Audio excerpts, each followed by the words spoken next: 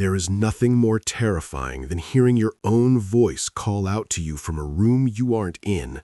I used to love being home alone. The silence was a luxury, a chance to breathe without the static of other people's lives. But that luxury turned into a nightmare last Thursday at 11 p.m. I was in the bathroom, brushing my teeth, when I heard it, a soft, familiar chuckle coming from the living room.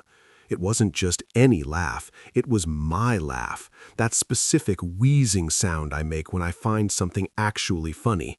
My heart didn't just skip a beat, it stopped. I stood frozen, the minty foam stinging my mouth, listening. Then a voice spoke, my voice. It said, "Did I leave the stove on?" in the exact inquisitive tone I had used 2 hours earlier while making dinner. It wasn't a recording. It lacked the tinny quality of a speaker. It sounded like it was vibrating out of a set of human lungs just 30 feet away.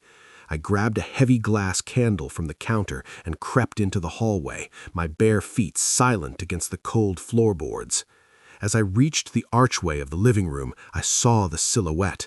Someone was sitting in my armchair, back turned to me, illuminated only by the flickering blue light of the muted TV. The figure was wearing my favorite oversized sweater. I watched, paralyzed, as it slowly raised its hand and scratched the back of its neck, a nervous habit I've had since I was a child. I finally found my voice, a cracked whisper, and said, "Who are you?" The figure didn't turn, but the voice came again. This time it didn't come from the person in the chair. It came from the dark corner of the ceiling directly above my head. "I'm you," the voice hissed, no longer mimicking my tone, but sounding like wet sandpaper. "He's just the spare." I looked up, and for a split second I saw eyes, my eyes, reflecting the TV light from the shadows of the rafters. And then the thing in my chair began to stand.